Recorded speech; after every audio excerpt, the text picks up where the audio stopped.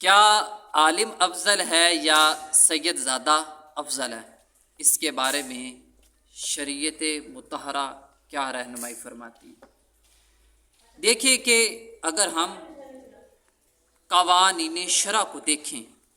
تو ہمیں اظہر من الشمس بات یہی پتہ چلتی ہے کہ ایسا عالم جو کہ سید نہیں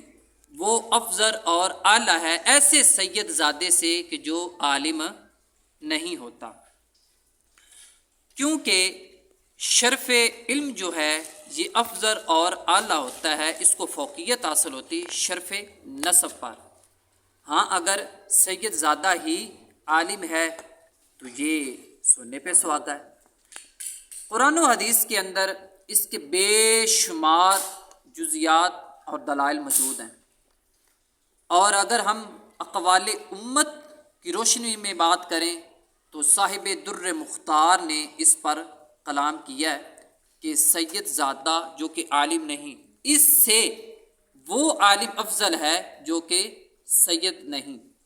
یہاں پر بھی جو افضلیت کا معیار بنایا گیا وہ علم کو بنایا گیا۔ اگر ہم اس بات کو دیکھیں تو اس عبارت کے تحت علامہ شامی رحمۃ اللہ تعالی علیہ نے بھی اسی کے موافق کلام فرمایا، اور علامہ ابن نجیم رحمۃ اللہ تعالی علیہ نے بھی بحر الرائق جو کہ شرح کنز الدقائق کی،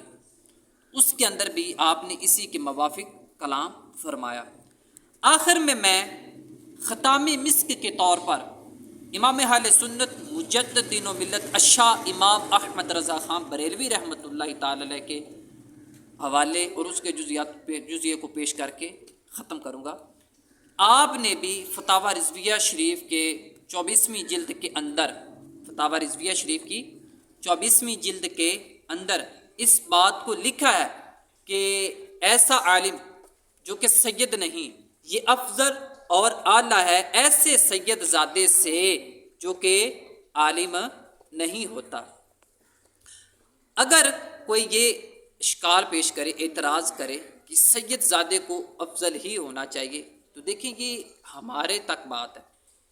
ہم نے شریعت کو دیکھنا ہے، شریعت نے افضلیت کا معیار کیا رکھا ہے ہم نے اس کو دیکھنا ہے۔ اگر آپ کی بات سچ ہوتی، اگر ہم آپ کی بات کو دیکھیں یا مان لیں تو پھر حسنین کریمین کو افضل اور اعلیٰ ہونا چاہیے تھا حضرت ابو بکر صدیق سے، حالانکہ